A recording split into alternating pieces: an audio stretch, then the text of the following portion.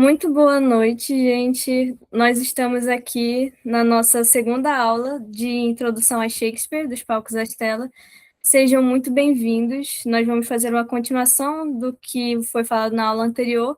A aula anterior, como a gente vai ver um pouquinho mais para frente, ela foi mais focada na literatura shakespeariana e nos gêneros dela, e hoje a gente vai tratar mais da parte que é ligada ao cinema, né? Que é a parte da tela dos palcos das telas.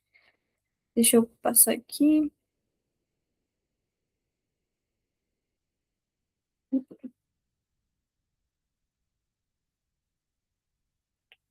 Tá.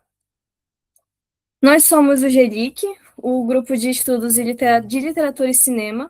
Como vocês podem ver, nós temos várias redes sociais. Nelas vocês podem encontrar conteúdos relacionados à literatura e ao cinema. Um dia desse saiu um Reels sobre literatura, cinema queer, se não me engano. E, enfim, a gente trabalha com várias formas de narrativas nesses meios da literatura e do cinema, e a gente está sempre apoiando e divulgando trabalhos que sejam relacionados a isso, com diversos temas também. O nosso Instagram é @gelic_fopa, o nosso Spotify é @gelic _fopa também, assim como o nosso YouTube. E, além desses, a gente tem o canal no WhatsApp, que é Gelic Literatura e Cinema, em que a gente vai estar postando também, algum tempo depois daqui, sobre as gravações desse mini curso, vão ser anunciadas quando sair no YouTube e no Spotify, e além disso a gente vai estar compartilhando também materiais que são de leitura e de audiovisual do cinema e da literatura também. São coisas que a gente acompanha no grupo de uma forma mais interna e vai ter logo mais também disponível para vocês no canal do Gelic. Além disso, a gente tem o nosso e-mail, que é gelic.projeto.fopa@gmail.com. Nele vocês podem entrar com contato com a gente também, indicar alguma coisa, tirar alguma dúvida e etc. Enfim, em todos esses canais vocês podem estar em contato conosco e o nosso trabalho. Tá. Os ministrantes dessa noite são os mesmos da noite anterior, desse mini curso. A gente tem a Larissa Guiar, que é mestre em letras em inglês. Temos a Renata Portela, que é licenciada em letras português. A Isabel Jatti, que é licencianda em letras em inglês. O Gabriel Feijão, que já é bacharelando em direito. E eu, que sou mediador com vocês hoje, que sou licenciando em letras português. Como a gente viu, a aula anterior foi mais para entender sobre o cenário inicial de Shakespeare, quais condições de produção, quem foi Shakespeare, falar um pouco sobre o Shakespeare como literatura, incluindo gêneros comédia, tragédia e drama histórico, e a gente também abordou um pouco sobre como funciona o teatro shakespeariano.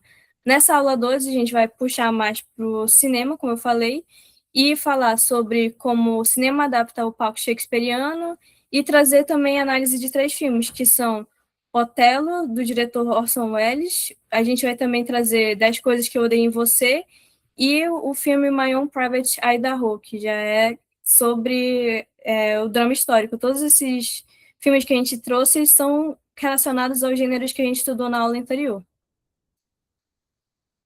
Dito isso, alguns avisos antes da gente iniciar de fato. Essa aula está sendo gravada. Ela vai ser disponibilizada na íntegra no nosso canal do YouTube, Gelic_Fopa, e também no nosso, no nosso Spotify, que é o mesmo usuário. 2, participação. Se vocês quiserem fazer alguma contribuição breve durante a aula, fiquem à vontade para usar a ferramenta levantar a mão para falar no microfone, ou vocês também podem escrever no chat, que as mensagens vão ser lidas no final da aula. No final da aula também a gente vai ter momentos de interação em que a gente pode compartilhar conhecimentos, ou até mesmo dúvidas sobre o que foi apresentado no minicurso, e vocês também podem levantar a mão e escrever nessa parte da aula, que vai ser mais para o finalzinho. Além disso, lista de frequência, bastante importante. Não se esqueçam de assinar ela. Ela vai ser enviada no chat do Meet no final da aula, no meio da aula. Eu vou também lembrar vocês quando estiver terminando já, para vocês preencherem para conseguir o certificado, porque O nome precisa constar nas duas listas de frequência para vocês conseguirem a carga horária referente a esse minicurso. Pois bem,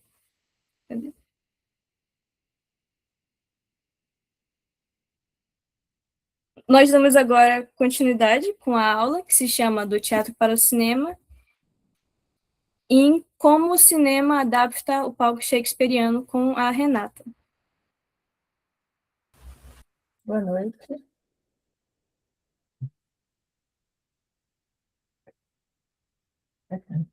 Boa noite. A gente vai falar um pouquinho sobre como as peças de Shakespeare foram adaptadas para o cinema, começando lá no cinema silencioso, lá no começo mesmo da origem do cinema.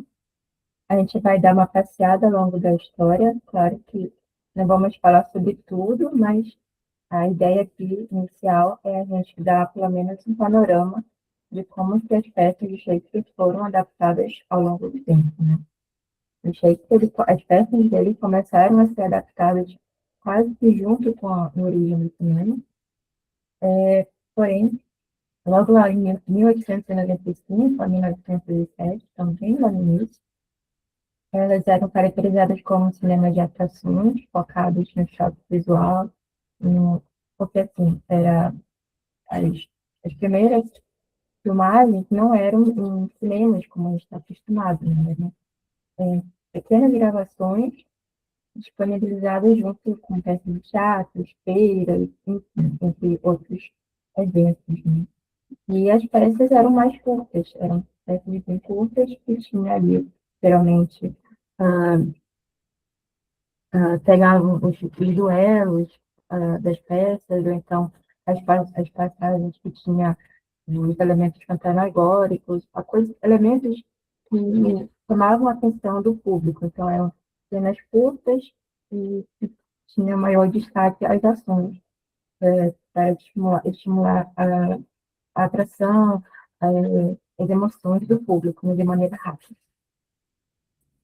Sem pretensões narrativas. Que parecia apenas em fragmentos curtos, muitas vezes com curiosidade técnica ou promoção de peças piratas com cartaz.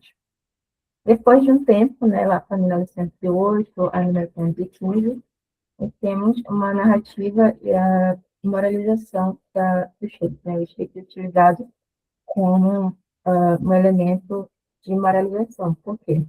Com a popularização dos Nickelodeons, que eram essas pequenas salas de cinema, o cinema passou a ser visto pelas elites como um lugar de promiscuidade e desordem, que aí começou a ter venda de bebidas alcoólicas, enfim, alguns movimentos nesse sentido. E para garantir a sobrevivência econômica, a indústria precisava atrair a classe média letrada, né? Terceira do maior poder aquisitivo, para continuar produzindo, enfim. Para isso, adaptaram os planos da literatura clássica, apresentando como espetáculos moralizantes de alto valor cultural, que atraísse a plateia letrada e seu poder aquisitivo mais elevado. Então, no começo, as peças dele foram utilizadas para chamar a atenção, para captar a atenção do público, por meio dessas questões, por meio dos movimentos das ações, de duelos, de guerra, de a parte fantasmagórica, enfim.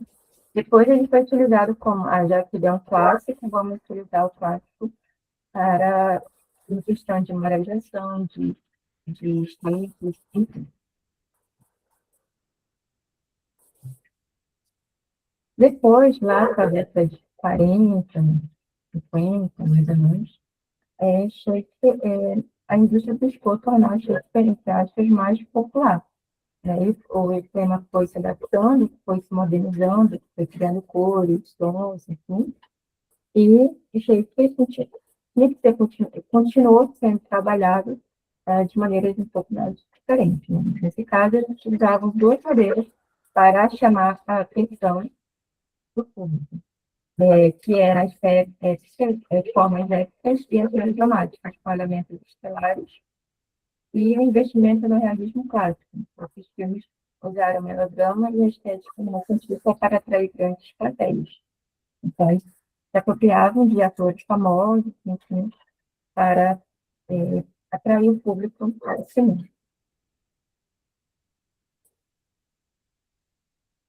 A gente também trouxe uma questão interessante, que é que o Shakespeare ele não era apenas trabalhado no Ocidente, na Inglaterra, nos Estados Unidos, apesar de lá ter um grande volume de produções cinematográficas, em outras partes do mundo também se produziam cinema, filmes, enfim, com as peças de Shakespeare. Né? Então, nesse período, principalmente da década de 50, 60, nós tivemos contato com filmes shakespearianos não ingleses, né?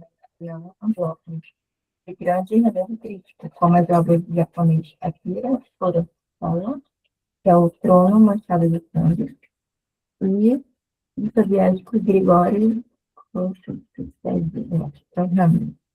Esses diretores eles utilizavam traduções não semióticas para adaptar as tramas e conflitos socioculturais locais, muitas vezes afastando as marcas verbais originais em favor de uma recriação mediada pela cultura do país de origem. Então, eles pegavam essas peças de Shakespeare e adaptavam para a sua realidade, para a sua cultura, para a sua questão, as suas questões sociais, para aquilo que eles achavam relevante nos seus países, nessa época ali, nessa região.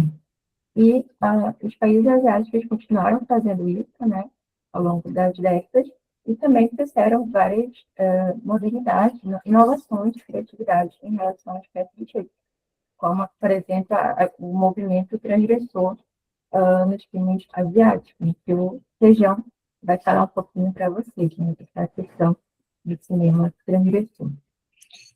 Boa noite. Eu vou fazer uma participação aqui na fala da Renata. Eu sou o Gabriel Feijão, vou falar um pouco mais depois, mas eu vou fazer essa participação só para falar sobre essa questão do cinema transgressor e a relação com Shakespeare. Né?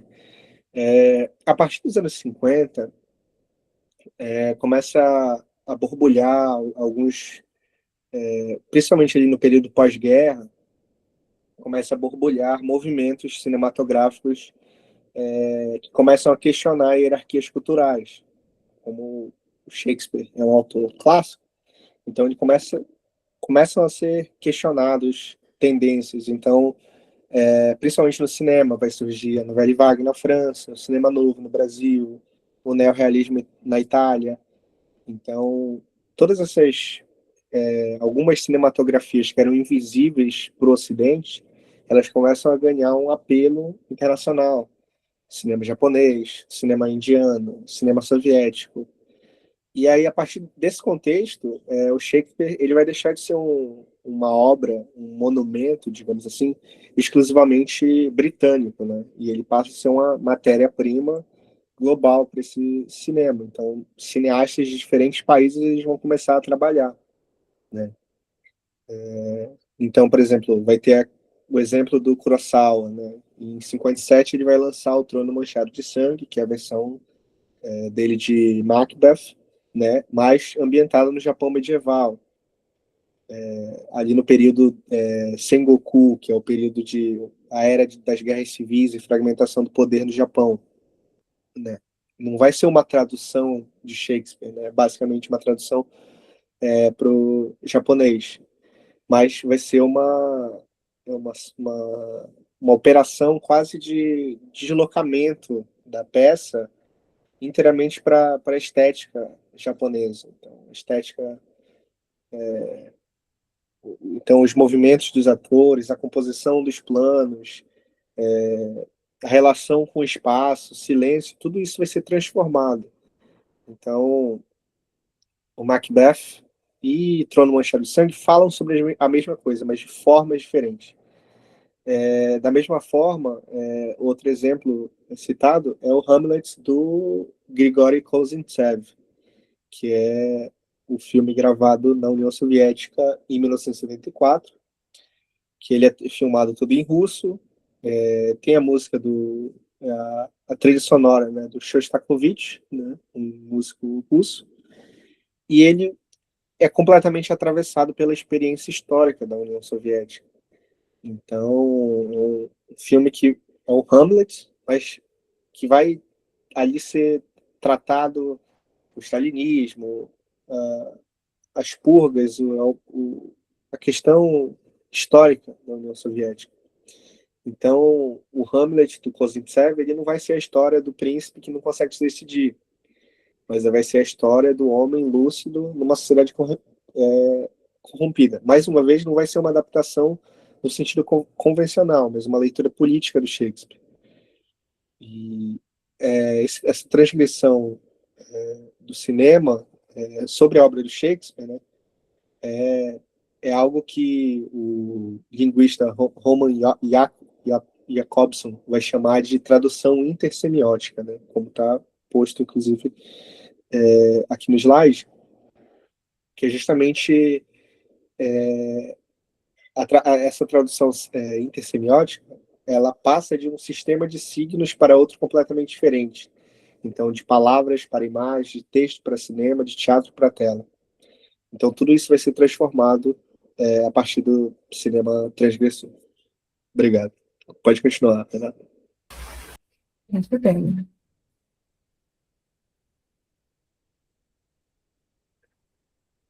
E aí, como o Adriano Feijão falou, a gente começa a ter essas mudanças cinematográficas. Então, a gente para de apenas fazer adaptações, não que não tenha adaptações, mas continuar tendo, só que agora também com essa nova perspectiva de transformar, de fazer paródias, de fazer, né, pegar e se inspirar nas peças do Shakespeare para criar novas ideias, novas histórias baseadas nas peças dele.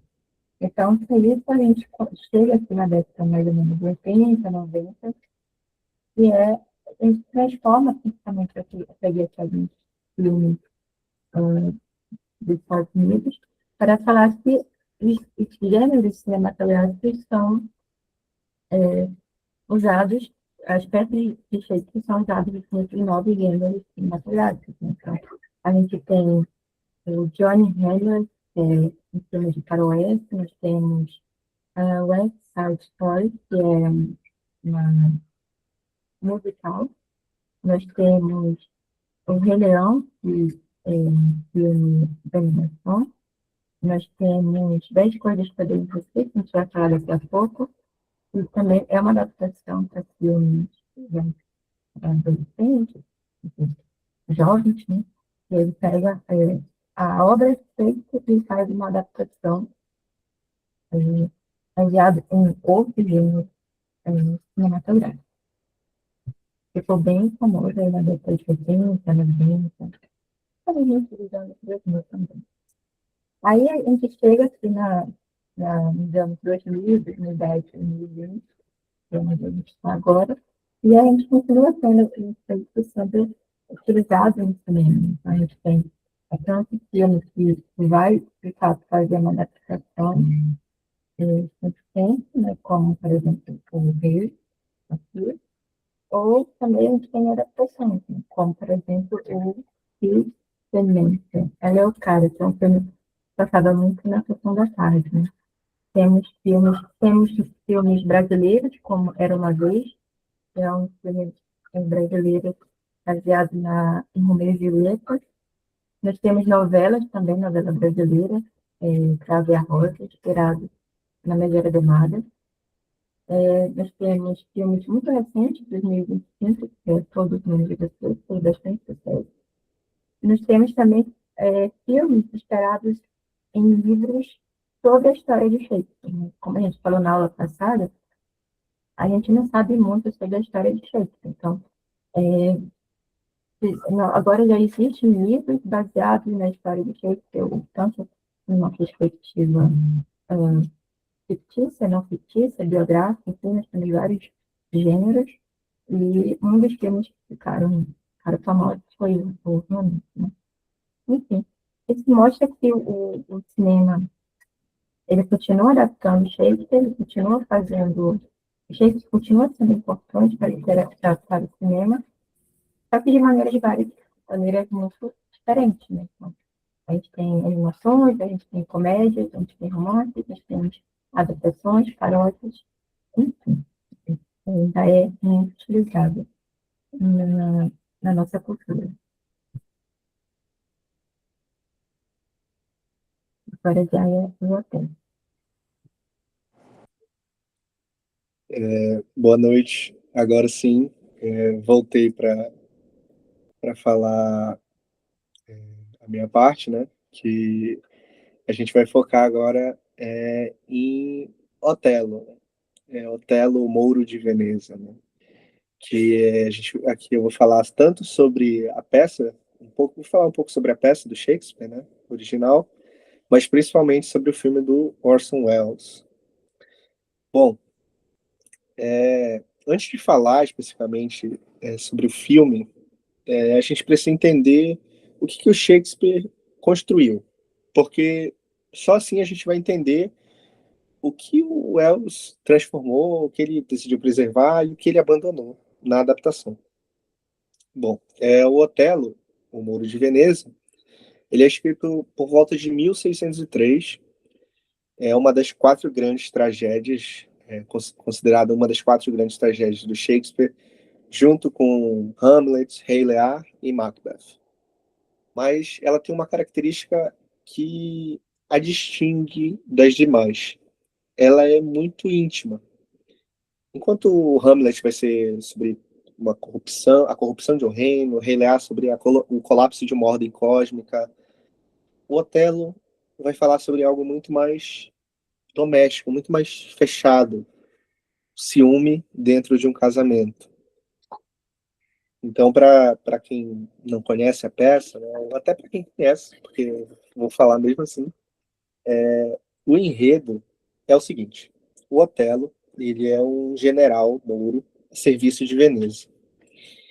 Ele é admirado, poderoso, e ele se casa secretamente com Desdémona, que ela é a filha de um senador veneziano, o Iago,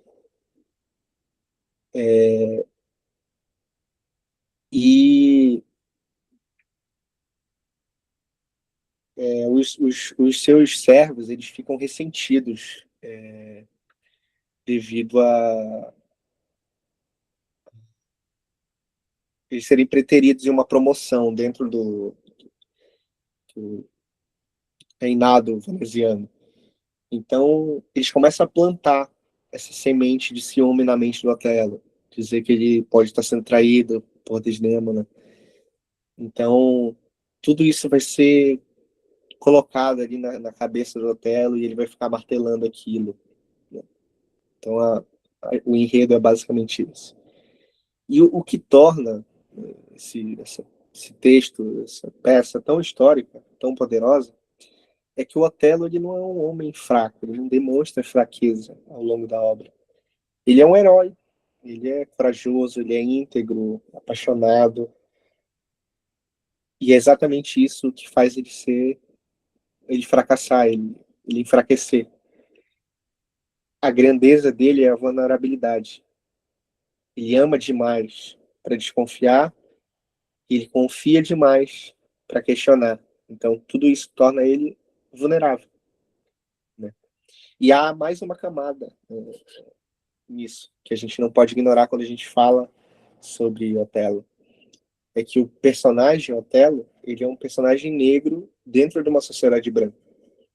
E o racismo, ele está entremeado na estrutura da peça. Os outros personagens usam a cor do Otelo como arma. Isso é muito utilizado para mostrar para o Otelo que muitas vezes, que na verdade nunca, ele percebe isso no final, que nunca ele pertenceu completamente ao mundo em que ele triunfou, que ele virou herói. E é justamente essa fissura, essa dissidência que o machuca totalmente, né? E, e nisso, e aí, a partir disso, a gente pode começar a falar um pouco mais sobre o filme em si, né? Mas seria interessante falar primeiro sobre a figura do Orson Welles, né? Assim como eu falei um pouco sobre o Shakespeare, né? Afinal, por que o Orson Welles foi escolhido aqui nesse trabalho para ser o representante da, de cinema, de Shakespeare no cinema, né? Nessa primeira análise? sendo que outros diretores, o Laurence Olivier, o Kenneth Branagh, também são cineastas conhecidos por adaptar a obra do Shakespeare. Mas é que, diferentemente do Laurence Olivier ou até do Kenneth Branagh, o Welles ele não trata a obra do Shakespeare como um monumento a ser preservado, mas ele parte justamente do oposto. Ele trata a obra do Shakespeare como matéria-prima, como um ponto de partida para ser realizado um filme sobre. Não é o destino, mas justamente um ponto de partida. O Orson Welles ele descobre o Shakespeare muito cedo.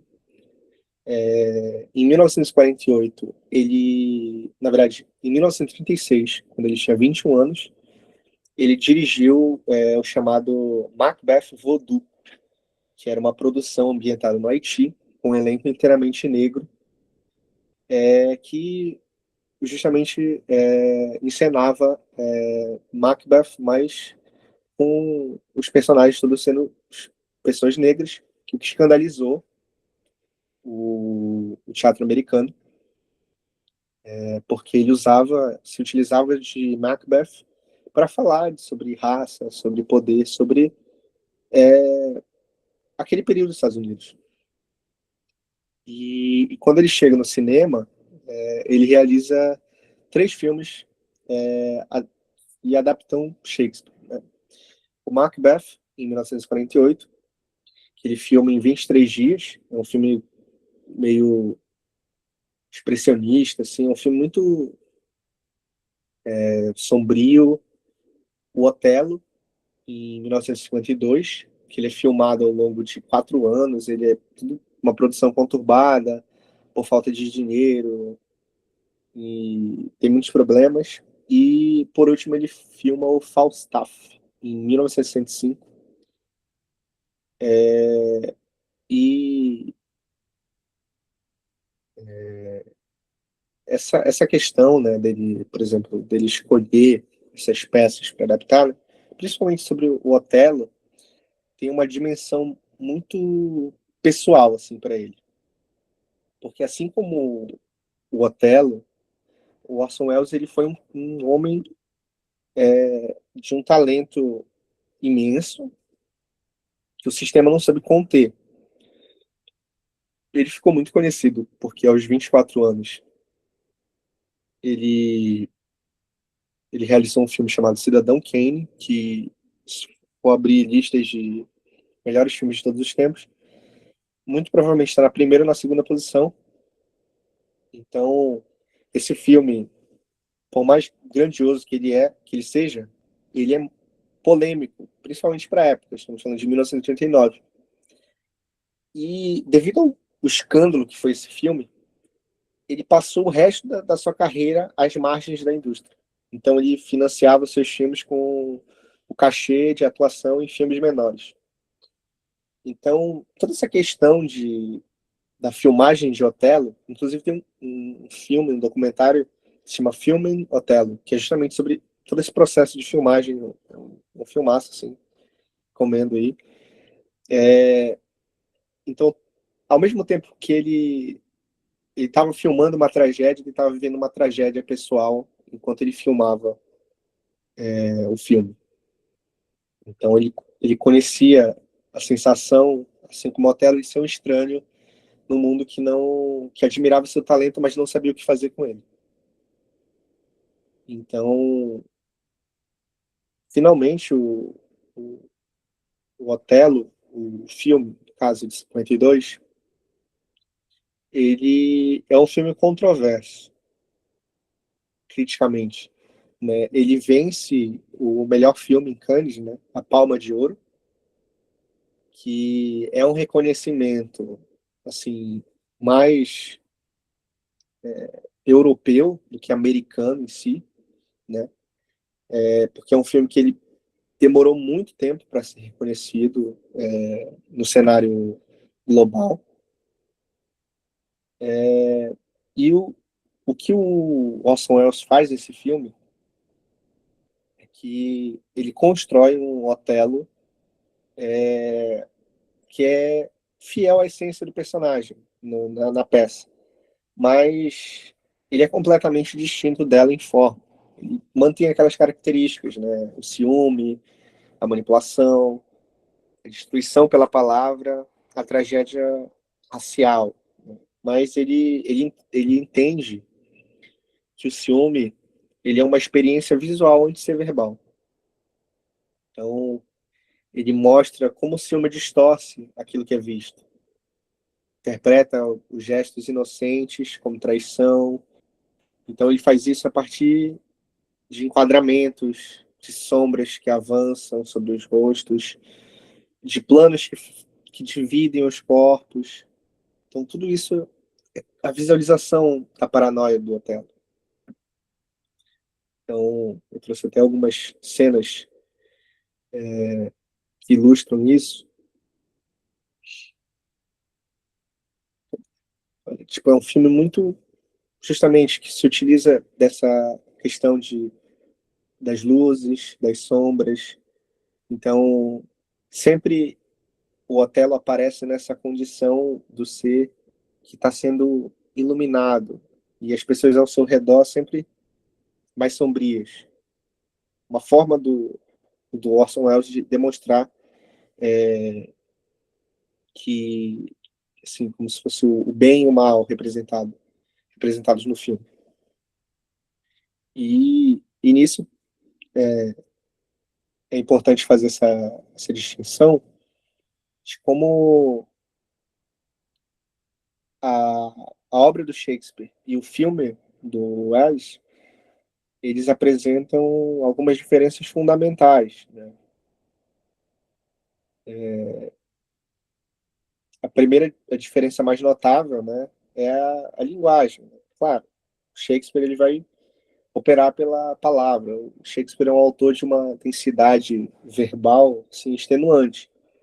Então ele vai detalhar tudo, os personagens pensam em voz alta, eles constroem extensos argumentos, eles vão construir, vão verbalizar suas paixões, a manipulação, tudo é verbalizado em Shakespeare.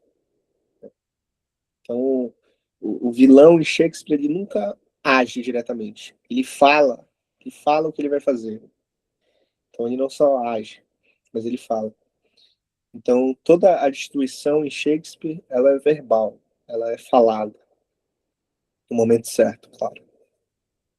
E o Orson Welles ele vai abandonar basicamente isso, essa densidade verbal. E ele entendia que o cinema ele tinha outra linguagem, a imagem, a luz, a sombra, a montagem, o enquadramento. Então tudo aquilo que o Shakespeare dizia com as palavras, o Orson Welles vai mostrar com uma câmera. Então, vamos pensar em um momento. Na peça, o Iago vai descrever para Otelo uma cena que nunca existiu. O Cássio falando em sonho, tocando Desdémona. É uma mentira construída totalmente pela linguagem verbal na peça. Mas no filme, o Ellis não precisa dessa cena, porque ele já criou, pelos enquadramentos, pela montagem, uma atmosfera de suspeita tão densa que o espectador está pronto para acreditar em qualquer coisa. Então ele não precisa desse momento, porque a paranoia no filme, ela já é visual antes de ser verbal. Ela não precisa dessa demonstração na fala. Assim como na estrutura, esse contraste ele vai se radicalizar. Enquanto a peça entre com 5 atos e diálogos extensos, seguindo uma linearidade, o, o tempo que os personagens vão falar, vão pensar e vão decidir em uma sequência linear. Né? O filme do Wells, não. Ele vai, ele vai condensar isso muito mais de acordo com o ritmo cinematográfico. Então, essa ordem cronológica da peça, ela vai ser alterada por uma questão de tensão dramática, de impacto visual. Então, tudo isso vai sendo trabalhado. E, inclusive, a própria estrutura de produção que eu já tinha falado que foi conturbada, ela vai alterar isso, porque muitas vezes ele teve que mudar de locação, mudar de. Já, muitos atores foram saindo durante o processo, entrando e saindo, né? Então ele precisou ser criativo na montagem para dar coerência a um material que foi filmado em condições muito distintas, em tempos muito distintos. Ele demorou 4 anos para fazer o filme. Então, tem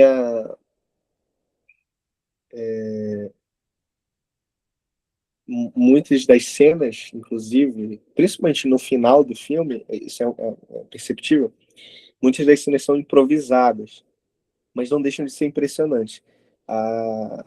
Acho que a cena mais impressionante do filme, e não só do filme, mas do cinema, é uma cena improvisada, que é a cena da morte do Roderigo, que ela era para ser uma cena grandiosa, né? Assim, na peça é uma cena grandiosa, uma batalha, uma coisa, mas no filme, como os figurinos foram roubados durante a produção, ela teve que ser filmada num banheiro, um banheiro turco. Então, foi improvisada, mas a forma que ele filma, o enquadramento, deixa a cena tão grandiosa como se fosse uma batalha. É uma das cenas mais impressionantes do cinema. Então, essa capacidade de utilizar essas soluções imaginativas, criativas, é de certa forma, é mais do que adaptar ao Shakespeare. Assim, fazer cinema a partir disso. Fazer dar uma aula de cinema, basicamente. Então, só para concluir aquela questão do legado, né, da recepção, né, o filme ganhou a Palma de Ouro em Cannes, mas ele é recebido com uma desconfiança pela crítica americana, principalmente. Ele é um filme muito ignorado por décadas, assim como basicamente todos os filmes do Orson Welles, sem ser Cidadão Kane, eles são, infelizmente, ignorados, assim, apesar de todos os filmes do Orson Welles são, no mínimo, excelentes. Mas a partir dos anos 90 vai ter um processo de restauração da cópia original do filme e ele vai ser reavaliado, né? E ele ele começa a ser reconhecido como obra-prima que é. E talvez essa seja a lição mais importante dessa comparação entre a peça e o filme, é que algo que a gente já falou na primeira aula, é que a fidelidade ao original ela não garante qualidade. E que a distância entre a adaptação e o original não necessariamente vai representar uma falha.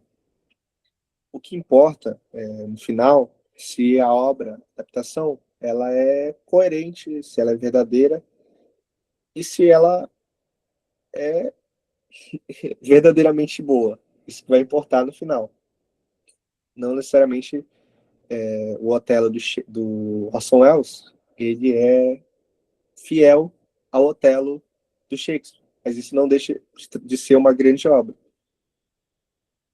Bom, acredito que seja isso. Muito obrigado.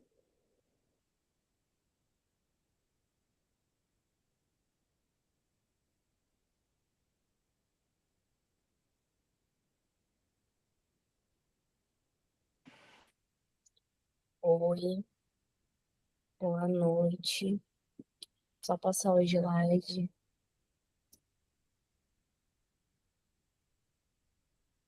Foi. Gente, eu sou a Larissa, também estava na primeira aula, né? E como já foi mencionado anteriormente, a aula de hoje tem como foco falar muito mais do cinema e tentar entender um pouquinho como essas adaptações, essas releituras ocorrem, né? E tentar discutir um pouco sobre essa relação, né? Esse diálogo.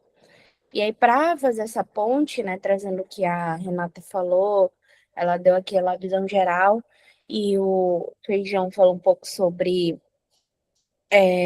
a adaptação de Otelo, trouxe essas duas citações aqui que tentam capturar, né, o que seria esse, como ocorre esse diálogo entre a literatura e o cinema. Então, eu escolhi essas duas perspectivas justamente porque trazem muito do que, principalmente, o Feijão já vinha falando, né? Sobre o cinema ser uma nova linguagem. Aqui na citação fala sobre que, ao contrário da escrita, que ocorre como se fossem códigos, né? Que a gente precisa decifrar e tudo mais. A linguagem, a imagem em movimento, ela acaba sendo algo que está mais acessível a todo mundo. E ela é uma linguagem que configuraria-se como nova, né? E sempre vai se renovando. E também como universal, como diz no final da citação. E também o cinema como arte autônoma de maior alcance. Então, aí a gente tem duas coisas. Como arte autônoma, né? Trazer esse princípio de algo mais independente, algo que consegue fluir mais, que não está tão preso a determinada fonte, que tem mais possibilidades e também que tem um maior alcance, né? E aí a gente parte daquela questão da nova linguagem. Então, o cinema como uma possibilidade de atingir milhares de pessoas. E aí a gente entra sobre aquela questão dos produtos em massa, né? Que é o que traz ali na citação, fala sobre o público de massa. Então, o cinema, ele é um tipo de arte, né? É um tipo de produto, assim, ele produz coisas que são para massa, né? Que são para conseguir o maior alcance de pessoas. O próprio o cinema ele foi criado para ser reproduzido, né? Que ele foi criado para ser mostrado várias e várias vezes, para aquilo ser reproduzido o máximo de vezes possíveis, né? Então, isso traz essa premissa que é muito extensa, a gente poderia falar só sobre essa questão da produção, né? O quão extensa é o alcance e o público de massa, a sociedade de consumo, né? Como é que a gente pode discutir isso? Então, trazer também esse ponto. E daí, a partir disso, eu fiquei aqui responsável de falar sobre a análise do filme Das Coisas que Eu Dei em Você, né? Eu já estava me empolgando ali falando sobre esse diálogo. Mas, focando aqui no filme, é basicamente aquela adaptação, como a Renata falou no início, da Megera Domada, né? Eu acho que todo mundo aqui já deve ter ouvido falar, né? Ou ter visto alguma parte sobre o filme, né? Tem muitas imagens, tem muitos elementos nas redes sociais, né? Com os personagens, com os atores sobre o filme, que retoma a fala dos filmes. E é uma comédia romântica clássica, assim, de Hollywood, e foi lançada em 1999. Eu mesma já assisti várias e várias vezes, muitas vezes antes de saber, né, que era uma adaptação de Megera Domada. Também uma adaptação que sempre me retoma, né, a peça em si, é aquela adaptação do Cravo e a Rosa, né, apesar de ser num formato diferente, mas alguns elementos me lembram muito a peça original. E também trouxe algumas citações que tentam acessar um pouquinho mais sobre esse filme, né? Essa é uma adaptação que, segundo Williams, foi uma forma do diretor do filme conseguir difundir o Shakespeare para a juventude. Né? Então, conseguir acessar os jovens através de uma forma que eles fossem ver, que eles fossem querer ouvir. E nada melhor do que retratar o próprio contexto, né? Porque para aqueles que, enfim, de repente não estão lembrando, não conhecem, mas se contextualizando, é um filme que fala, que se passa numa escola, né? E nos Estados Unidos e fala sobre essa menina, essa jovem aqui, que é a Cat, que ela distou um pouquinho dos moldes, né? Do que seria o perfil de uma jovem daquele período, né? Do final da década de 90, porque ela tinha ideias contraditórios, bem progressistas para a época, né? Ela desafiava as normas, ela ia de encontro justamente, ela era questionadora, então ela destoava um pouco, e aí entra a característica da peça, né? Outra coisa que a gente tem que prestar atenção também é que quando eu falo sobre o contexto do filme, também a gente pode retomar daqui a pouco o contexto da peça em si, né? Então, segundo Clinton, ele define, né, o filme, essa perspectiva, como uma forma inteligente, mas também um pouco sofisticada de tentar caracterizar essa personagem feminina, que não é definida por um homem, né? Então, é assim que a gente poderia estar caracterizando a Cat como uma personagem que ela tenta ser definida por si mesma, né? Porque ela é, e não está relacionada a nenhum homem, né? Apesar de que dentro do contexto vai ter essa relação com o personagem dele. Antes da gente partir para o outro slide, eu quero deixar esse questionamento aqui, né? A gente pode discutir de repente no final. Até que ponto vocês acham que o filme ele desafia ou reafirma a ideologia da peça, né? Pode ser que eu acabe falando muita coisa aqui, mas trazer esse questionamento para que a gente tente, né, refletir sobre isso e de repente discutir depois, ou se alguém quiser comentar também. E daí. Não passou. Ah, não, passou 2 vezes. E daí eu trago um pouco sobre a peça em si, né? Como eu falei, é importante prestar atenção em qual que é esse contraponto. A gente tem a peça Megera Domada, e o contexto dela é esse, de uma peça que representa por volta do século XVI, né? Do século XVII. É basicamente um enredo voltado para a família de um mercador que ele tenta casar suas filhas. Então, esse é o foco, né? O foco no casamento. Mas a filha mais velha, ela é caracterizada por esse gênio indomável, né? Então, usar o termo indomável se aplica bem aqui, né? Porque a gente tem o verbo, a ação de domar, né? Então, ela não era domável, era indomável. E simplesmente pelo fato dela não aceitar essa norma, né? De se casar, norma da época.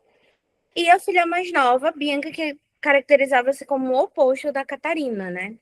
E por conta disso, ela também atraía a atenção de muitos pretendentes.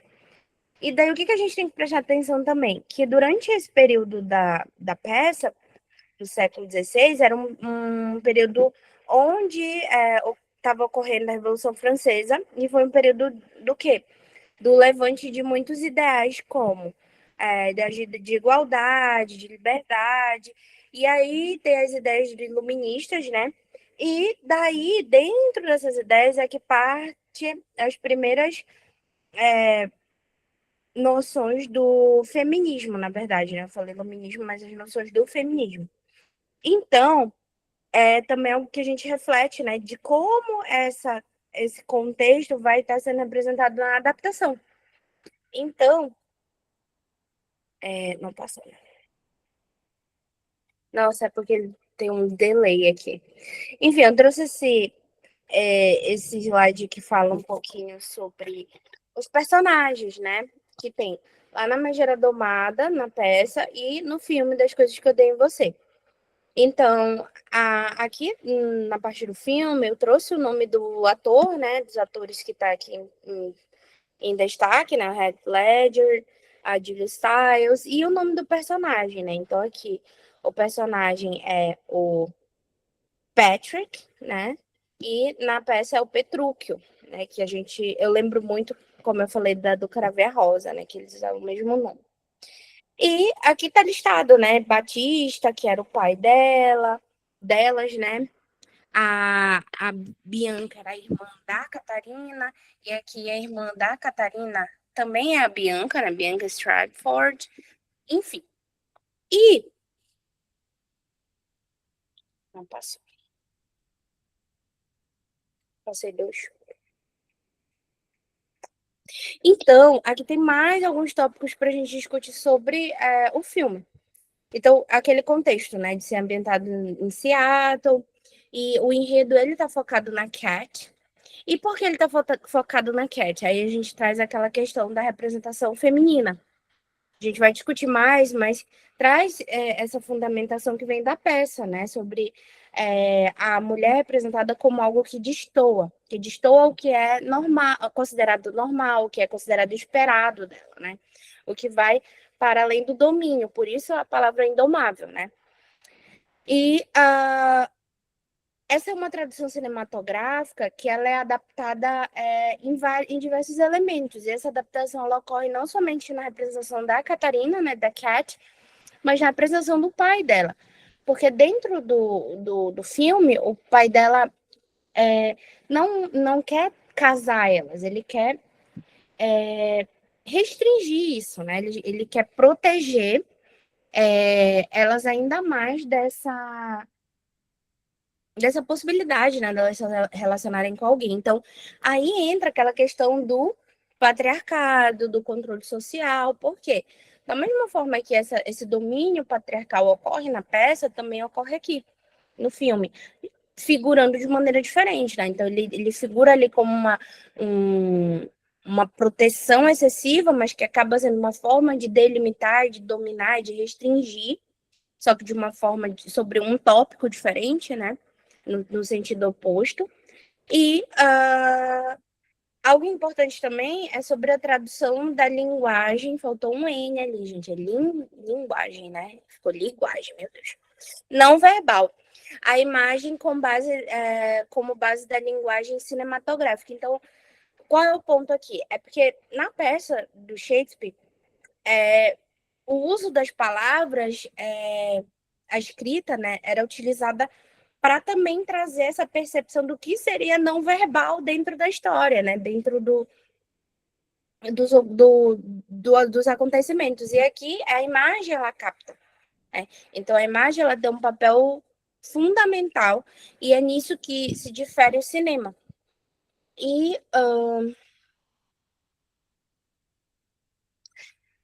o meu último slide traz mais isso sobre a perspectiva feminista. A gente poderia passar muito, muito, muito, muito tempo falando sobre esse desenho feminista, né? Sobre essa percepção feminista. Inclusive, é algo que eu tenho muita simpatia, né? Eu estudei em todos os trabalhos que eu fiz, assim, academicamente falando. E aqui, a Cat, ela é representada dentro desse contexto escolar como uma ponte, né? A crítica feminista e sexista na escola.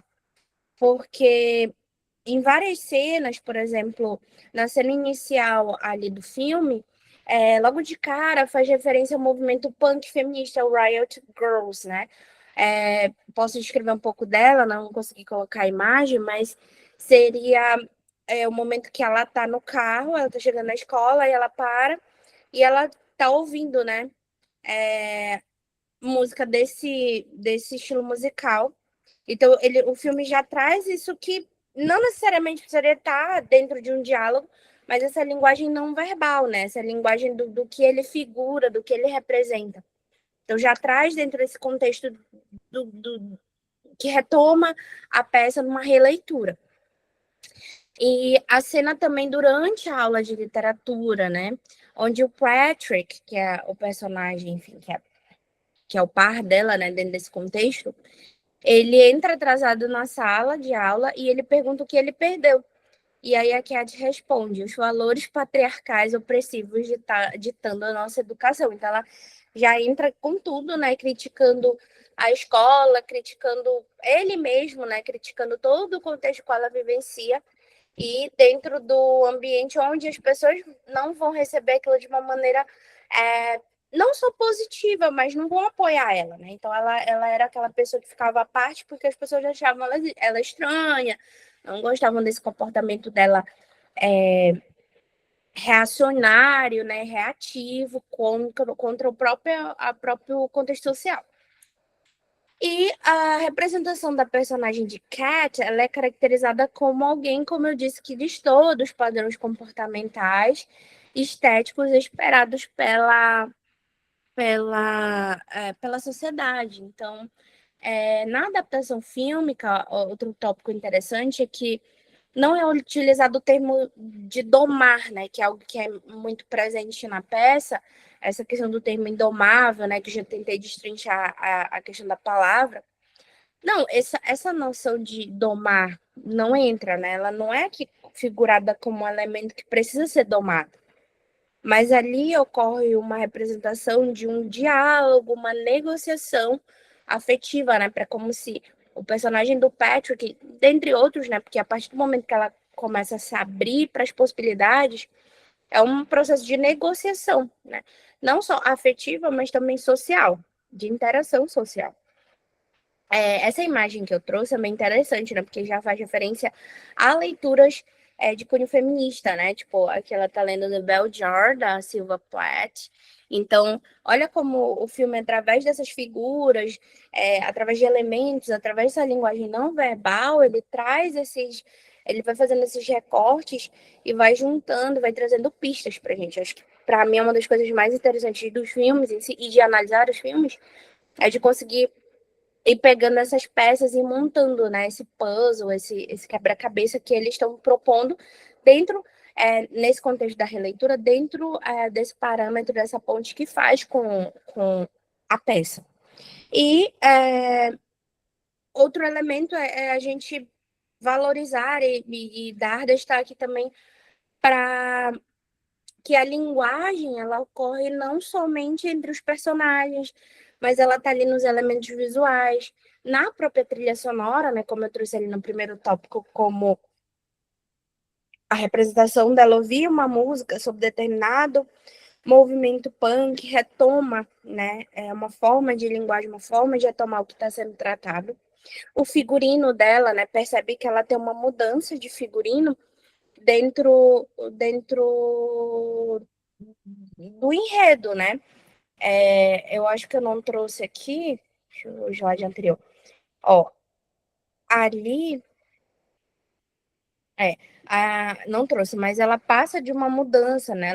Ela usa roupas mais escuras, assim, a estampa militar. E no decorrer do filme, ela passa a ter uma mudança também na forma como ela visualmente é colocada. Então, de modo geral, o filme ele levanta muitas temáticas, né? Poderia ter colocado aqui vários slides com milhares de tópicos, mas muita coisa a gente vai discutindo, né? Então, tem a questão da representação feminina, tem a questão de como o patriarcado é colocado e construído dentro disso e como afeta a questão da condição do controle social. Então, só aí a gente já tem três grandes áreas que a gente consegue pontuar a partir de determinadas cenas do filme, né? E é isso, gente. É isso. Agora a gente vai prosseguir aqui.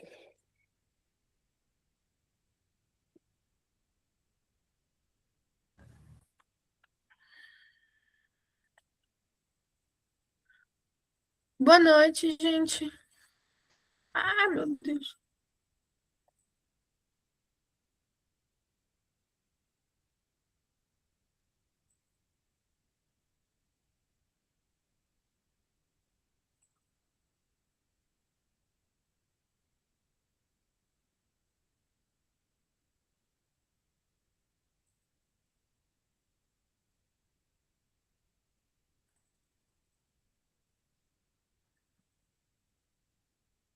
Cadê?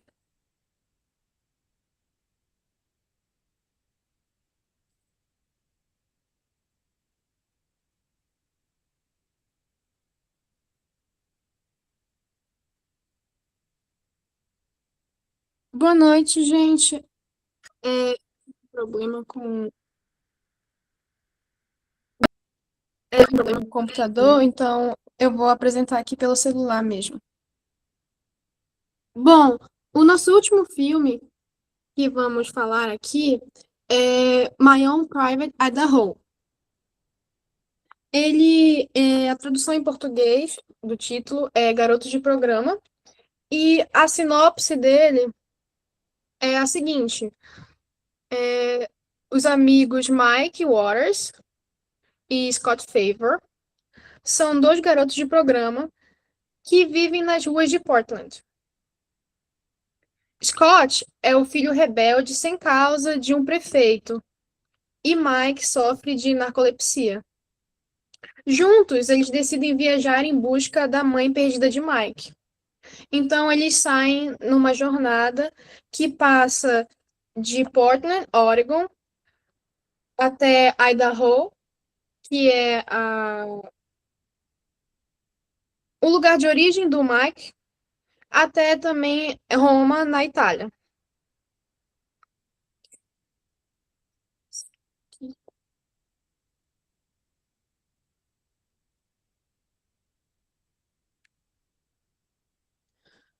Agora, para a relação de Shakespeare com o filme ele é uma adaptação das peças Henry IV, parte 1 e 2.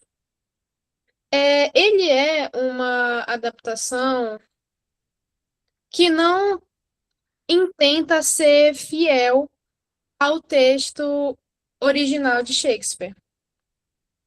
Ele mais empresta elementos do texto shakespeariano para enriquecer sua própria história, conforme afirma Wilson. Então, temas que o filme trata e também são retratados no drama histórico das peças são crítica à moralidade e poder, conflitos de classe, honra, identidade pessoal. Mas o filme adiciona um novo elemento para a discussão, que seria o tema da sexualidade. E isso fica muito evidenciado pelo contexto em que o filme foi feito e lançado, que ele é considerado um precursor do movimento do novo cinema queer, que iniciou no começo dos anos 90 e foi muito influenciado e fortificado pela crise do HIV. E ele vem para desmistificar a imagem que pessoas homossexuais, que foi a imagem que foi atrelada a pessoas homossexuais nessa época. Então, esse também é um elemento muito forte dentro do filme e que, através da linguagem shakespeariana e das relações que Shakespeare constrói, além dos tópicos que eu mencionei, ele também vem trabalhar essa perspectiva. Como que a sexualidade ela pode ser adaptada a partir de um texto clássico como o de Shakespeare. Deixa eu passar aqui.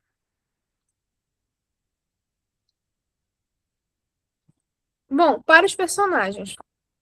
Como eu disse, o filme ele é uma adaptação bem disfarçada.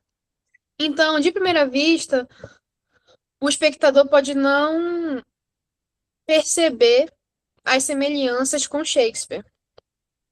E até porque as referências à obra de Shakespeare, elas são mais observadas em apenas alguns personagens. Nem todos têm a sua contraparte na peça. Esses personagens são o Scott Favor, Bob Pigeon e o Mike Waters. O Scott Favor, interpretado pelo Keanu Reeves, apesar de não ser o protagonista, ele incorpora o papel do Príncipe Hall, protagonista da peça Henry IV, parte 1 e 2. O Príncipe Hall, ele é um jovem privilegiado, filho do rei, e ele é um rebelde sem causa, que ele gosta de estar em meio à boemia e interagir com plebeus. O Scott, no filme, é do mesmo jeito. Ele é filho do prefeito, e, portanto, o prefeito também é uma referência ao pai do Príncipe Hall. E dessa forma,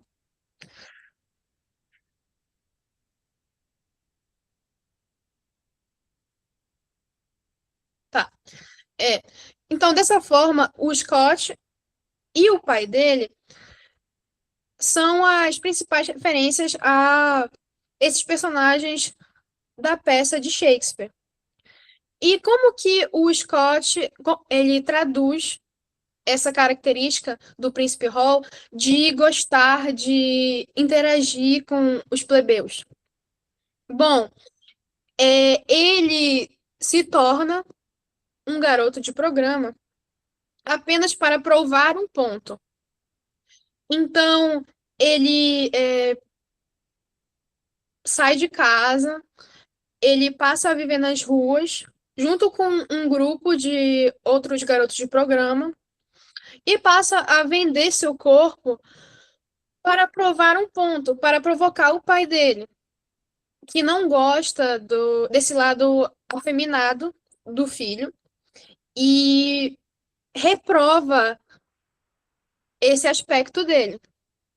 Mas por que ele faz isso? Bom, isso tudo é porque o ponto que ele quer provar é o quão evoluído ele vai se mostrar quando, assim que ele receber a herança do pai dele, ele mudar totalmente a sua atitude e a sua postura. Então, ele vai passar desse jovem considerado degenerado e perdido para um jovem exemplar. No fim, ele vai adotar a imagem que o pai dele quer que ele tenha. E é a mesma coisa na peça. O Príncipe Hall também faz isso. Ele interage com os plebeus, ele vive ali nas tavernas, nos bares, com o mesmo objetivo, de impressionar todo mundo, tanto o pai dele quanto os súditos, com a sua mudança. E por isso eu também trouxe essa citação do Gus Van Sant, que é o diretor do filme, né? Que é: a razão pela qual Scott é como é por conta de Shakespeare.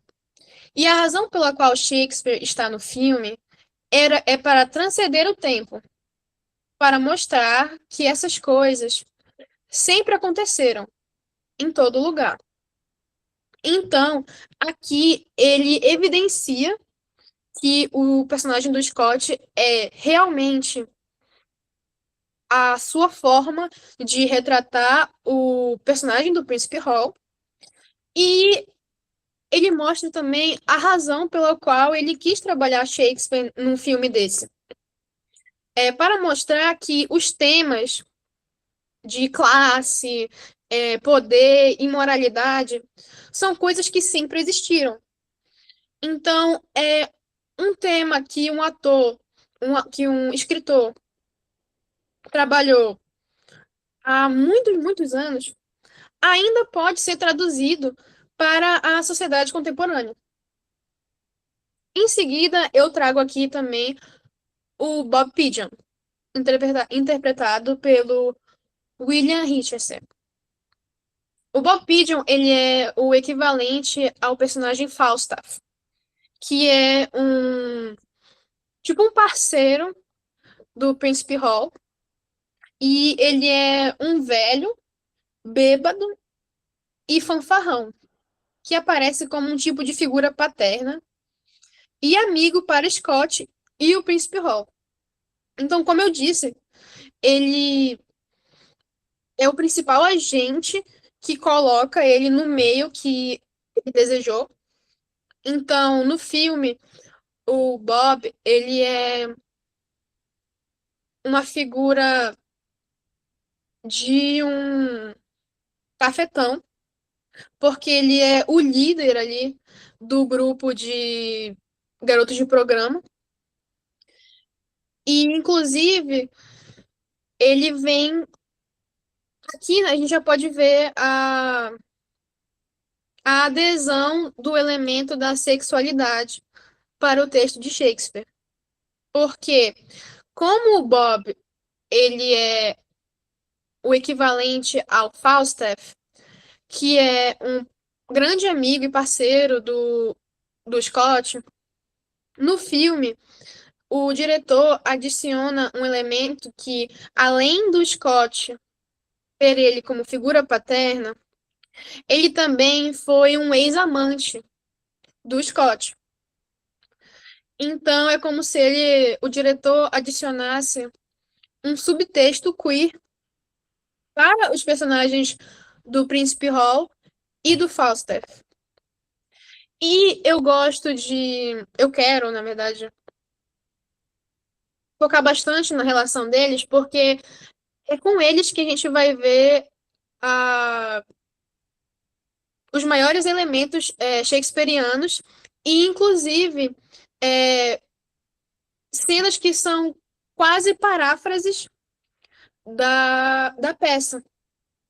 Então, tem uma cena no filme em que o Bob está dormindo e o Mike entra no quarto e rouba a cocaína dele.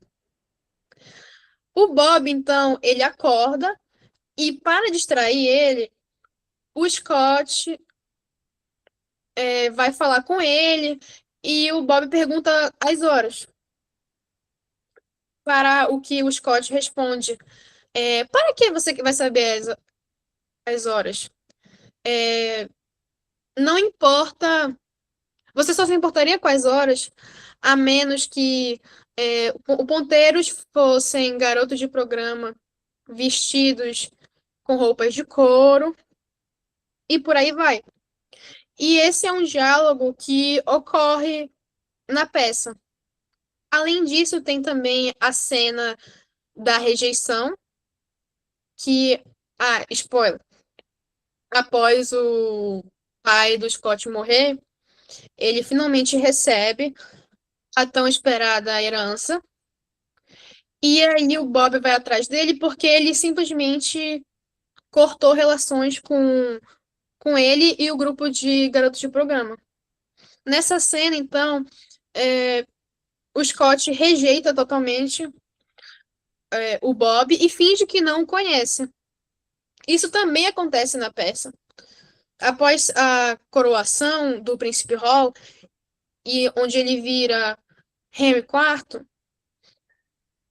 ele rejeita o Falstaff, finge que não o conhece e então o expulsa ali do reino. Então, eles são um elemento muito notório dessa adaptação shakespeariana.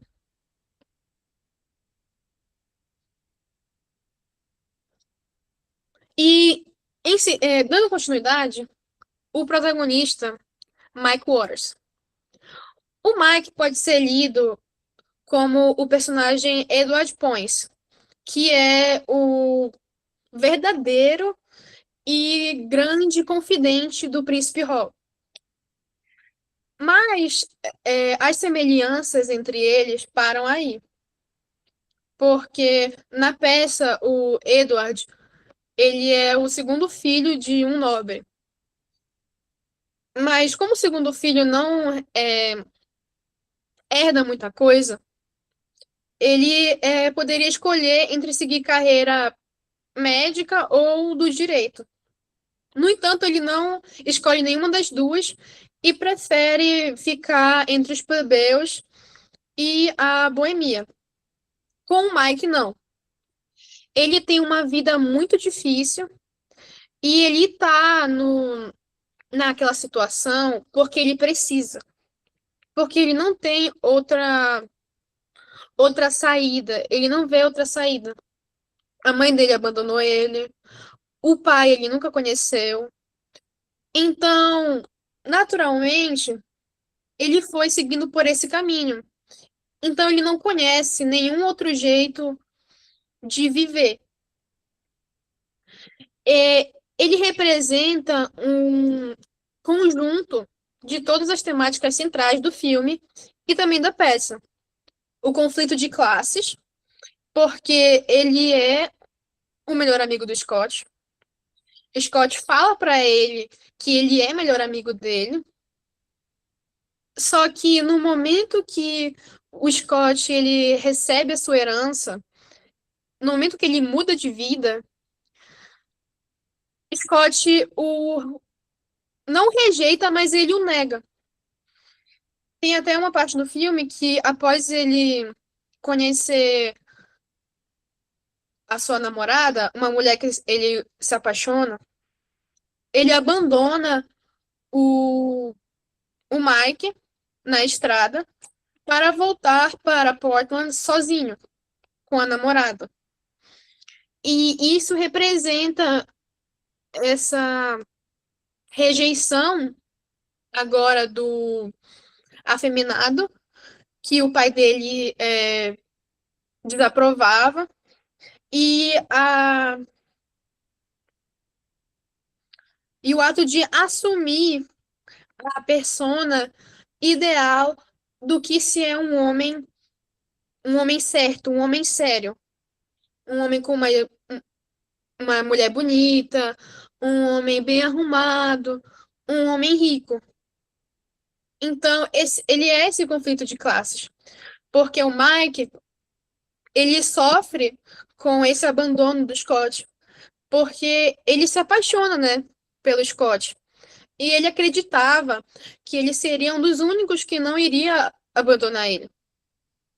No entanto, no fim, isso se prova como o contrário.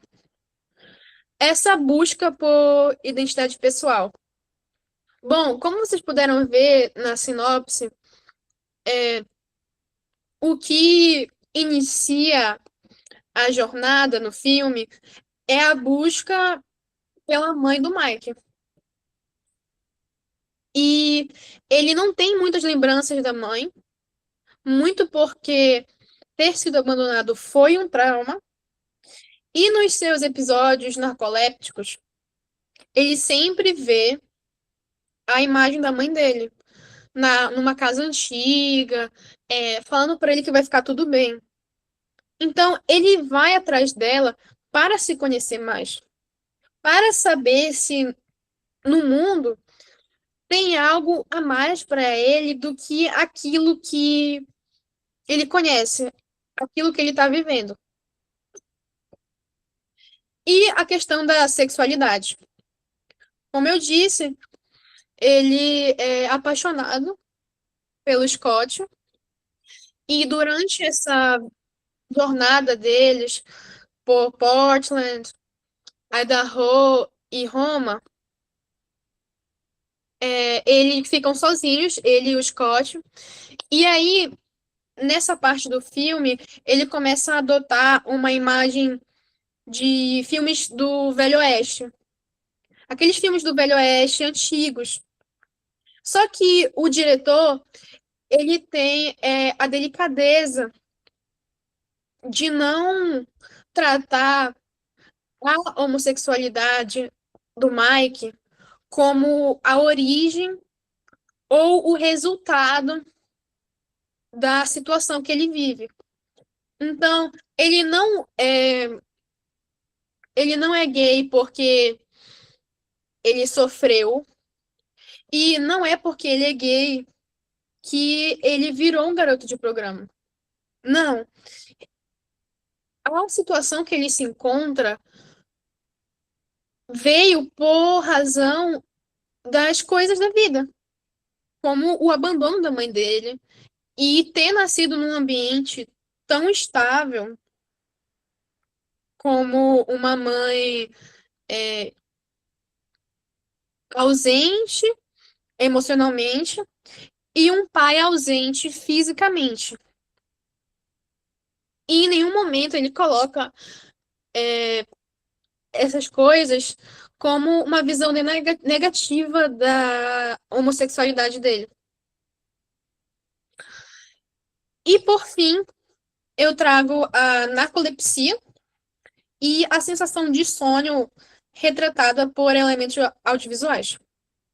Como alguns dos meus colegas mencionaram aqui, o cinema não é só verbal, ele também é visual. Então, My Own Private Idaho não é só uma história contada pelo diálogo, mas também é muito visual e trabalha muito com os cenários que aparecem durante os episódios de narcolepsia do Mike. Então,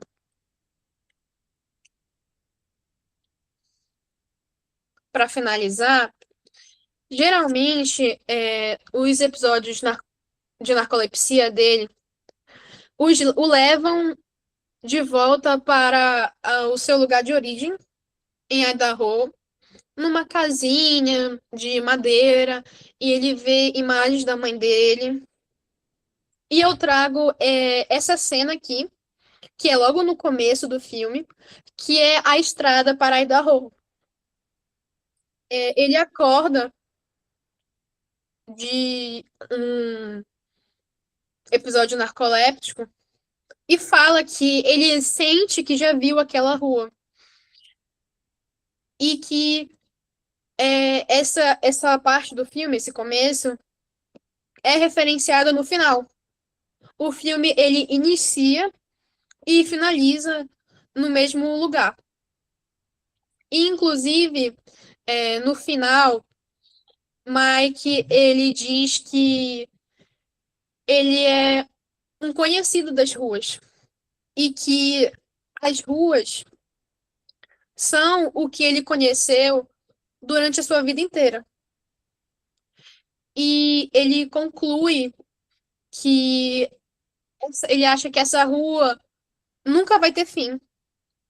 E talvez ela se prolongue ao longo do mundo inteiro. Então, essa rua representa a busca da identidade pessoal dele. E como ao fim do filme, o que ele pensava que iria se provar ao contrário, como achar algo mais para a vida dele, ou manter uma relação real com um amigo, no caso o Scott, se provou o contrário. Se provou como ele não queria, mas ele já imaginava. Acredito que seja isso. Obrigada.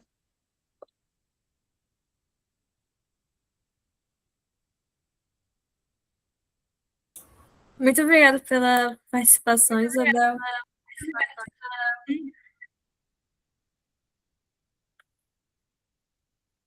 Deixa eu passar aqui o slide que eu esqueci de colocar. Peraí. Agora a gente vai para a parte mais interativa do mini curso. Peraí, deixa eu passar aqui. Tá. Boa noite de novo. A gente vai falar um pouco sobre o assunto entre nós aqui, participantes e ministrantes também. A gente vai estar aberto para comentário, compartilhamento de ideia, interação, indicação de texto sobre o tema também. E se vocês tiverem alguma dúvida sobre o que foi colocado no minicurso, seja nesse episódio quanto seja no anterior, que foi o primeiro, vocês podem ficar à vontade para levantar a mão para falar no microfone, ou se vocês preferirem, vocês podem mandar mensagem no chat que eu leio para vocês. Pode ser direcionado para algum ministrante também, que não tem problema. Tem algum ministrante que gostaria de fazer uma adição ao que foi falado aqui, seja da própria fala, seja da fala dos colegas? Eu achei muito interessante como vocês abordaram os mesmos princípios, digamos assim, quanto ao uso da linguagem cinematográfica na adaptação dessas histórias, era justamente o nosso foco aqui. E foi muito interessante ver como as formas de se falar sobre o tema mudam de acordo com o gênero no qual ele se enquadra, né?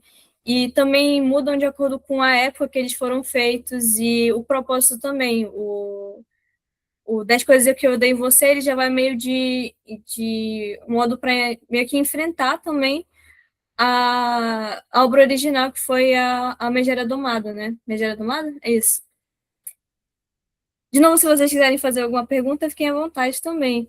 A pergunta que eu tenho para vocês, no geral, é se vocês conseguiram assistir os filmes. A gente disponibilizou no Drive pelo e-mail os filmes que a gente estaria analisando hoje. Vocês conseguiram assistir algum deles, dessa indicação? Como é que foi a experiência para vocês? E se não tiver nenhum que vocês tenham assistido ainda, qual foi o que vocês ficaram com vontade de assistir enquanto a gente via a aula? Pode falar, Isaías.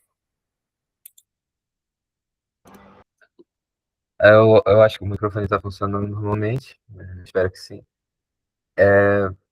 A experiência de ver os filmes foi bem diferente, na verdade. Tirei o fim de semana para ver eles e pôr as ideias em ordem. Eu fiz uma resenha meio extensa, talvez, de cada um deles. Se tiver tempo disponível, eu posso ler eles aqui. Mas, falando sobre a experiência de ver eles, principalmente tanto de Idaho e Otelo, né, são filmes de linhas diferentes de linguagem cinematográfica, pelo que eu pude assistir. Otelo, ele, como foi mencionado pelo Gabriel, lá no início da apresentação, ele utiliza muito sobre questão de construção de cenas, de enquadramentos, de ajuste de sombra, de luz e tudo mais. Eu gostei bastante disso porque me lembra muito parte do cinema noir. Foi até interessante ver essa aplicação dentro de Otelo. Dele eu admirei muito da questão da criatividade, porque eu creio que hoje em dia, infelizmente, muitos filmes eles são muito literais. Eu sinto que às vezes até zombam da capacidade do telespectador de entender o que ele está vendo, dele raciocinar o que está vendo, e ver obras assim que destoam dessa literariedade é muito interessante de utilizar a criatividade e tudo mais, justamente pelas questões de dificuldade financeira, como falaram aqui.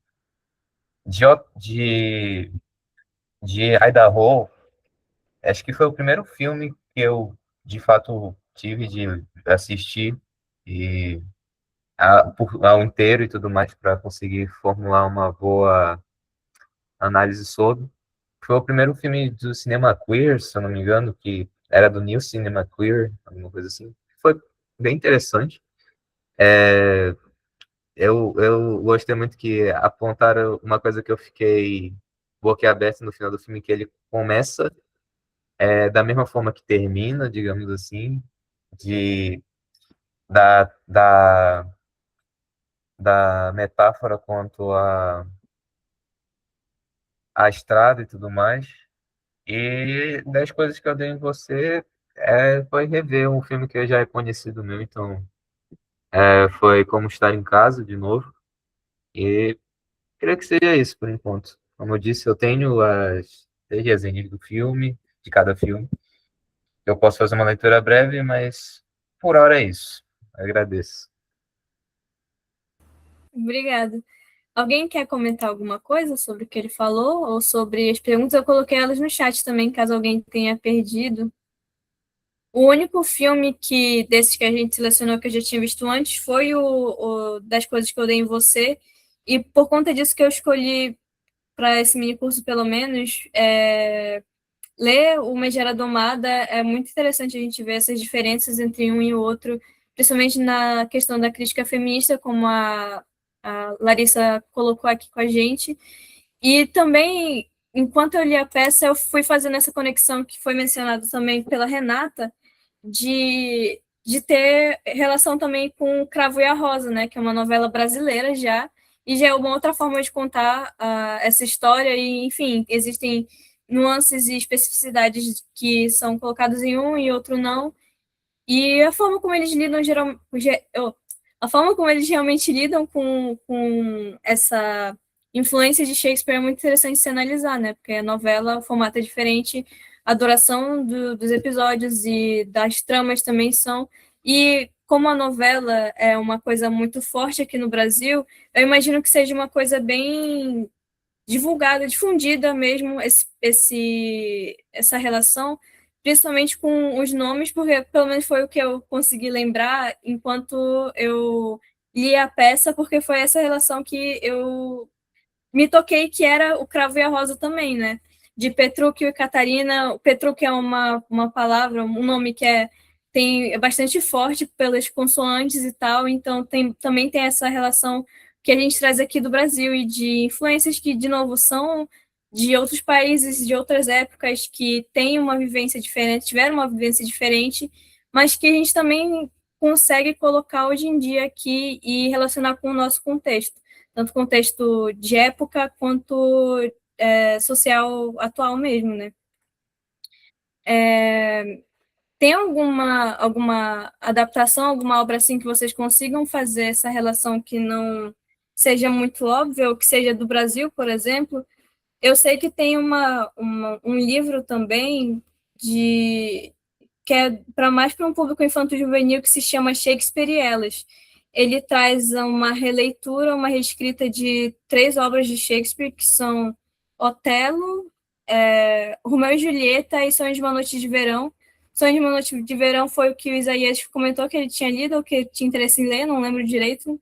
E é uma obra que eu também tenho muito interesse de ler por conta desse outra leitura que me foi apresentada na parte do ensino médio. Aí a gente pode conectar com a questão do uso desse tipo de material para a educação, né?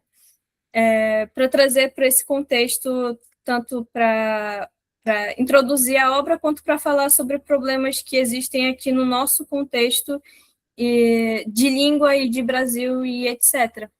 Tem alguma coisa nesse sentido que vocês conseguem me dizer? Pode falar, Isaías. Então, tem uma novela que é conhecida até, de 2019, que ela é do Valcir Carrasco, se eu bem lembro, que é a Dona do Pedaço. É uma adaptação de Romeu e Julieta, se eu bem lembro, que a história, ela segue a mesma linha do de Romeu e Julieta, que tem a Maria da Paz, que é uma moça do interior e tudo mais, que ela ascende na vida vendendo bolos, e tem o Amadeu, que é de uma família de elite e tudo mais, que ocasionalmente os dois se encontram, e a história ela se decorre a partir desse ponto. É interessante ver que, tipo, tem novelas brasileiras que elas adaptam isso, porque elas deixam mais acessível, não, talvez não de forma tão óbvia, mas ela apresenta um esquema, um corpo da história de Shakespeare para públicos novos. Tanto é que A Dona do Pedaço foi uma das primeiras adaptações que eu tive conhecimento de que ela tinha inspiração nessa obra de Shakespeare, porque o Cravo e a Rosa, infelizmente, não é do meu tempo, então eu não tive acesso da novela como inédita e tudo mais. Fui ver de forma posterior e eu nem sabia que era de forma tão literal assim que do Petrúquio e tudo mais. E foi bem interessante isso. Fora isso, eu creio que tenha mais uma, que era a Padroeira também, que é do Valcir Carrasco, que era de 2001, que eu não vejo ela sendo tão reprisada assim como eu vi que teve reprise do Cabra Rosa, mas a Padroeira até hoje eu não vi. Que ela também pega essa questão de Romeu e Julieta, de, da história de um amor, de personagens Valentim e Cecília, que eu ainda lembro o nome dos personagens marcantes que a história era. E creio que essas aqui me recordo, porque a maioria das novelas brasileiras elas trazem, quando podem, esse tipo de adaptação. Mas geralmente são de obras mais conhecidas, assim, de Shakespeare. Acho que é isso. Obrigada. Lembrando de novo que a lista de frequência está no chat, eu fixei para vocês, não se esqueçam de preencher para vocês conseguirem a carga horária.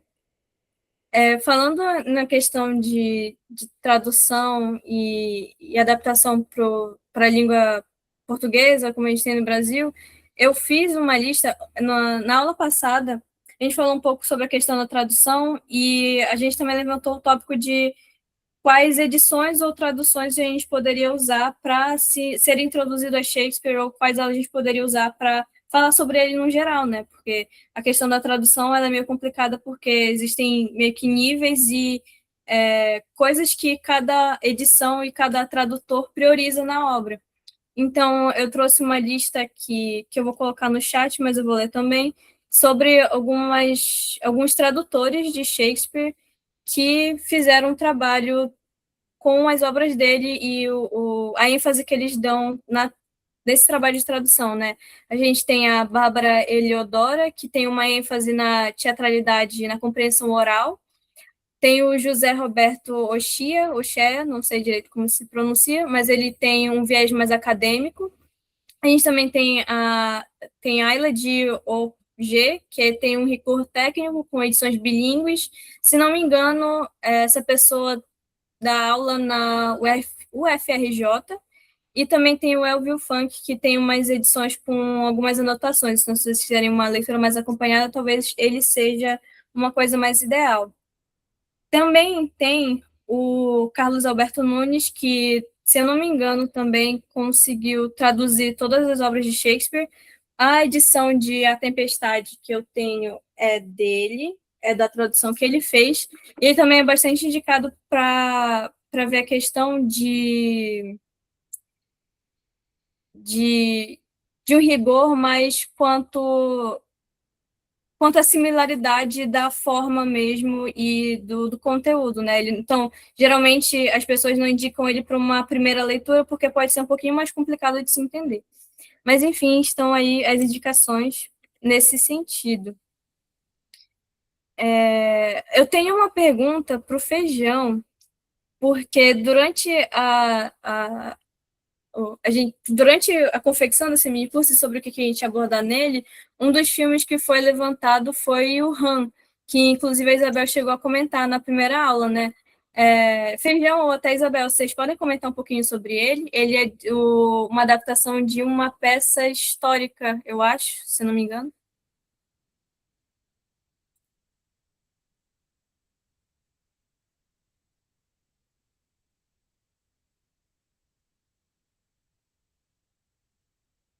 Eu tava esperando a Isabel falar alguma coisa. Perdão, porque eu perdi o início da tua fala, Nicolas. Perdão. Eu perguntei se vocês teriam alguma coisa para falar, ou algum panorama geral para falar sobre o Han, que foi um dos filmes que foi cotado também para aparecer no mini curso. Assim, é basicamente assim, o que eu já tinha falado sobre o Trono Manchado de Sangue, né, antes. O Han é uma adaptação de Macbeth, eu acho. Se eu não me engano, ou eu acho que é de Macbeth. Mas ele já é um filme de outro período do Kurosawa. Se eu não me engano, é o último filme do Kurosawa, ou é o penúltimo. É já de década de 80. E ele é um filme super caro. Inclusive, ele é financiado pelo Francis Ford Coppola, que é o diretor do Poderoso Chefão. E ele é um filme que ele traz toda a história do Shakespeare, né? Se eu não me engano, é Macbeth. E ele traz para o período do Japão, e é um filme super colorido, assim, tem uma estética muito do Japão ali, do medieval, então aquelas roupas tradicionais japonesas, super coloridas. O filme todo, ele tem horas assim que parece realmente uma pintura, parece que as cenas foram pintadas à mão, assim. o filme é um filme, assim, que ele até hoje é muito renomado. Um filme, eu acho que é o único filme do Kurosawa que é vencedor de Oscar. Se eu não me engano, venceu 4 Oscars. Então, é aquilo que a gente falou ao longo das 2 aulas sobre a adaptação em si, sobre a tradução intersemiótica, né?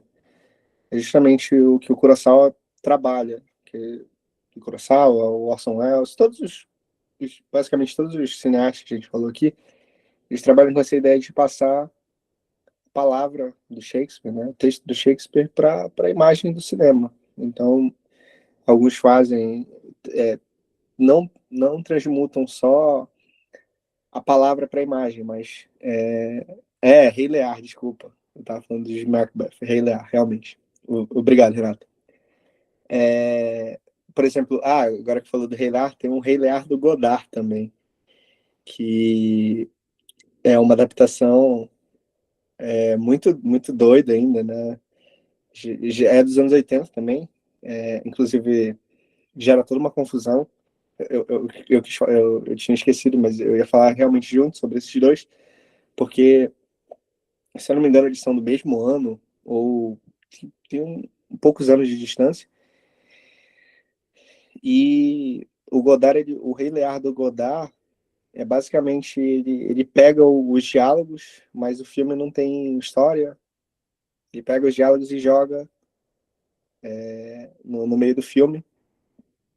E é um filme todo conturbado, com produção conturbada, porque tava essa briga de direitos entre o Kurosawa e o Godard. O Godard fez uma coisa que ele convidava diretores para jantar na casa dele, ou atores, e aí colocava uma câmera e dizia, não, é só para filmar aqui nossa conversa. E aí ele colocava as partes dessa conversa no filme. Então, ele fez isso com o Woody Allen, por exemplo. O Woody Allen aparece no filme como um dos personagens do Rei Lear, só que ele não sabia que ele estava sendo gravado.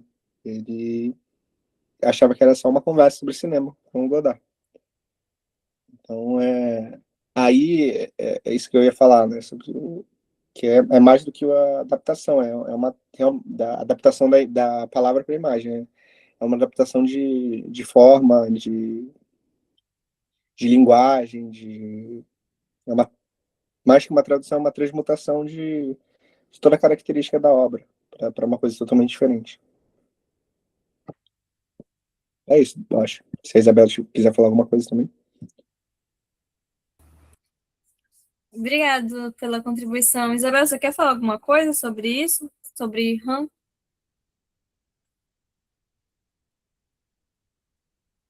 Não? Tá bom. Alguém mais quer comentar sobre algum dos filmes que a gente viu? Eu acho que o das coisas que eu dei em você é o mais comum, né? Passava na sessão da tarde. É bem mais acessível até pela questão de ser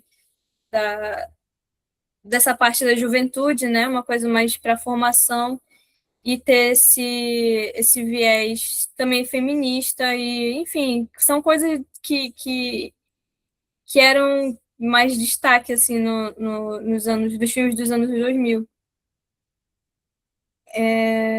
Alguém tem alguma dúvida também sobre qualquer coisa do mini curso mesmo? Também fique à vontade para falar. Nessa questão das coisas que eu dei em você. Tá, pode falar, Isabel. Fique à vontade. Eu só queria falar que antes de ser feito, o My Own Private Idaho, ele era 3 projetos. Ele era 3 projetos. Antes, o diretor ele queria fazer uma história que seria sobre o arco do Mike, um filme para o arco do Mike, e um filme para o arco do Scott, que aí iria ser uma adaptação mais pesada mesmo do texto da peça do Shakespeare. Só que foi vendo um filme do Orson Welles, que é o Falstaff, O Toque da Meia-Noite, ele se inspirou para juntar todas as tramas. Então, é interessante ver que os diretores que a gente trabalhou aqui na aula, de um jeito ou de outro, eles se relacionam, porque o Orson Welles ele teve um papel muito grande para o Vincent decidir qual rumo ele queria tomar com a produção dele. E foi vendo esse filme, né, Falstaff, O Toque da Meia-Noite, que ele se inspirou para usar umas técnicas diferentes na direção do My Own Private Idaho, porque durante o filme, inclusive, dá de perceber que, ainda mais por conta da narcolepsia do Mike, que às vezes parece que tem umas cenas meio desconexas, porque antes dele dormir, tá em um lugar, aí depois que ele dorme, tá em outro.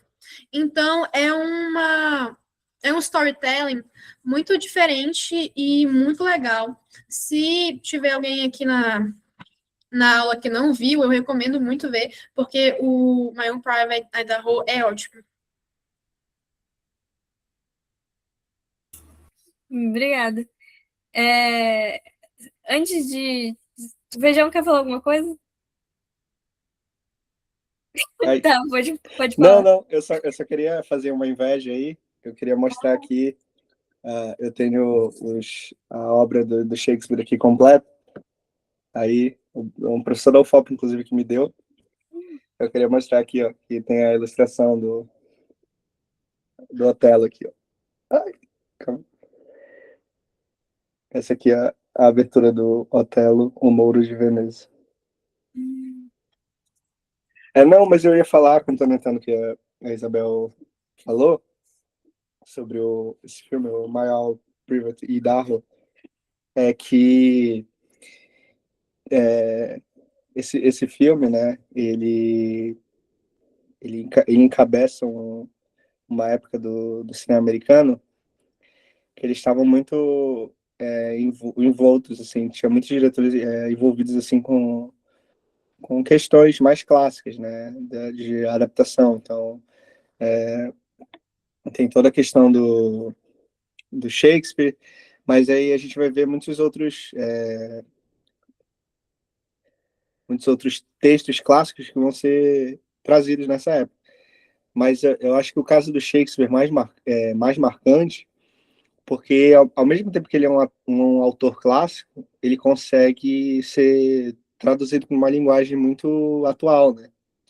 Então, por exemplo, a questão do Otelo fazia total sentido nos Estados Unidos dos anos 50, por exemplo. Por isso que o Orson Welles traz a questão racial. E aí, por exemplo, assim como ele já tinha trago o Macbeth Voodoo nos anos 30, né, para tratar sobre a independência do Haiti, por exemplo.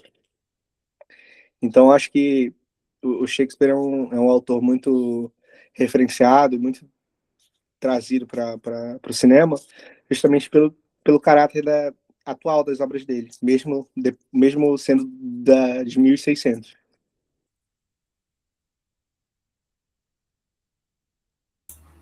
Muito obrigada.